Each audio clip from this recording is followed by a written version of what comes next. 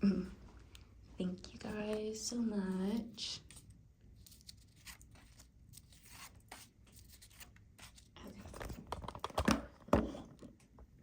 Do you know if you're able to like see me on the camera or? Oh my gosh.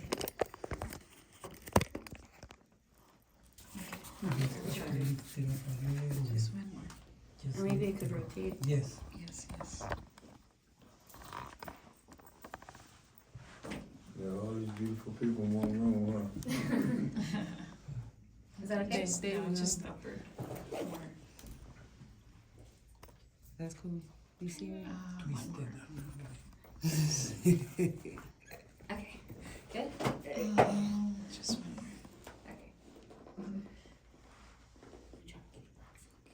Okay. All right. Thank you guys. So my speech today is about disability awareness. So I wanted to start off with creating a mental picture. A lot of the times we wake up, we function normally, but to imagine yourself that what you would normally do, it's different. Maybe you have trouble walking, talking, eating, driving, and you imagine that it would make life really difficult. So with that mental picture in your head, this was my reality. Like about 3-4 years ago, I had a brain and spinal surgery from my skull to C3.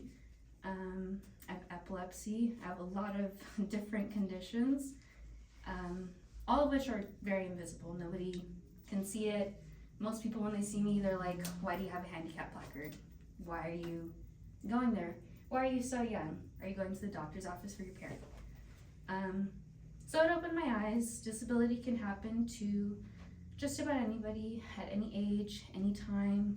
And for the most part, we can't see it off of people. They're invisible. Some people have PTSD from just being war vets.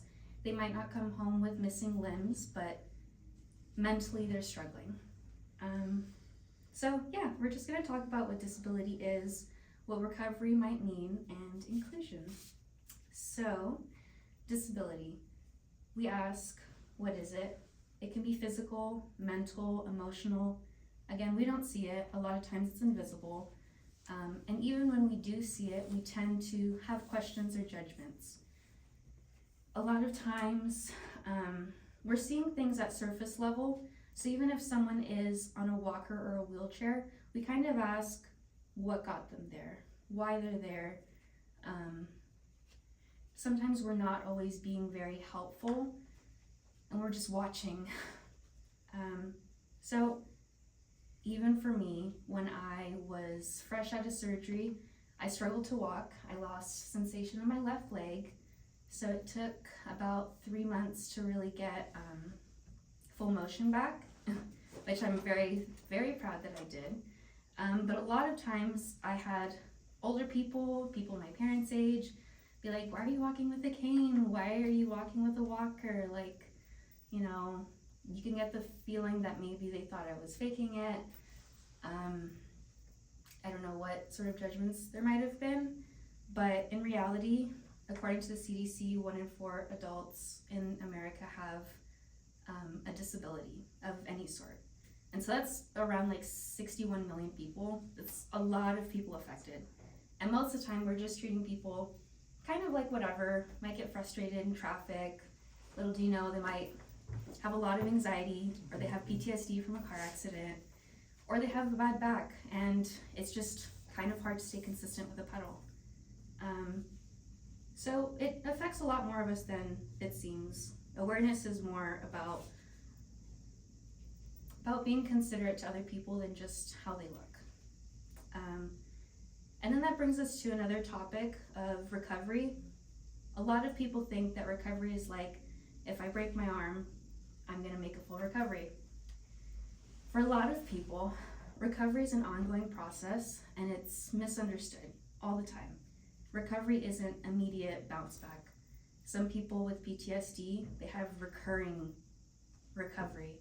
Same thing with depression, or if you have a chronic illness like fibromyalgia, diabetes, something that you can just see right away that they have an impairment, you're going through a very difficult process of doctors, family, friends, support, medications, your mental health. You're also trying to adapt to your new way of being. You might mourn the person that you once were, more healthy, more active, maybe even more happy. So recovery being an ongoing process is a really important aspect. My recovery after surgery was very long and grueling. I mourned the person that I used to be, and it was really hard to adapt my family and friends to the types of things that I could and couldn't do. I can't go out as long. I might not be able to drink. I can have seizures. I can't be in a place of risk to get hurt. But all in all, as long as you have a support group, recovery is a lot easier. So that brings me to my next point.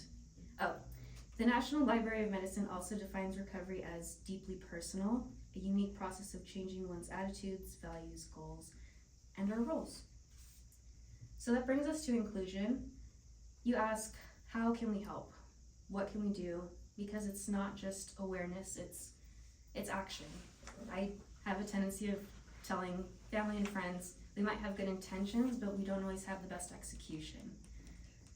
And that can be difficult. We all have good intentions. We never want to exclude people, but sometimes it just takes extra looks around. Is there a wheelchair ramp? Is there an elevator instead of escalators or stairs?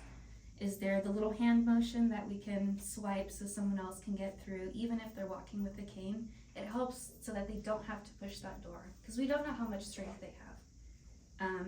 And a disability advocate, his name is Andrew Perlang, he wrote for Forbes, and he put, awareness is the only first step. Real inclusion requires changing environments, policies, and everyday habits to remove a barrier to keep disabled people from fully participating.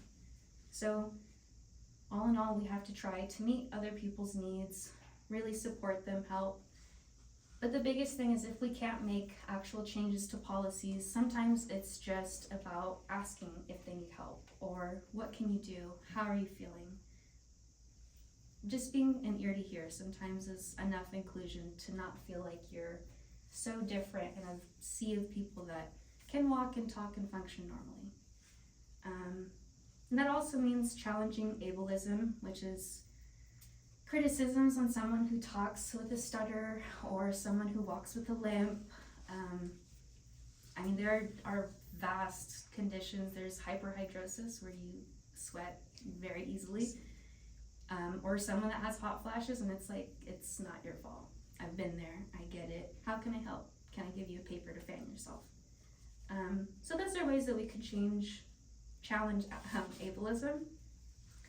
And so all in all, talking about disability, especially being invisible, talking about recovery being a process and addressing real ways that we can be inclusive, I would just hope that you guys can take one thing away from my speech, is that we never know what someone is going through, whether it's a mental battle, a physical battle, just things that they might not want to talk about, but they still show up, they still try their best, they're dealing with the cards that they've been dealt with, and to be kind, empathetic, really try to be inclusive, because it helps foster a feeling of being seen, safe, and valued, and then we can make the world a more beautiful, happy place. So thank you. And I just have to show everybody in the room one last time. Thank you.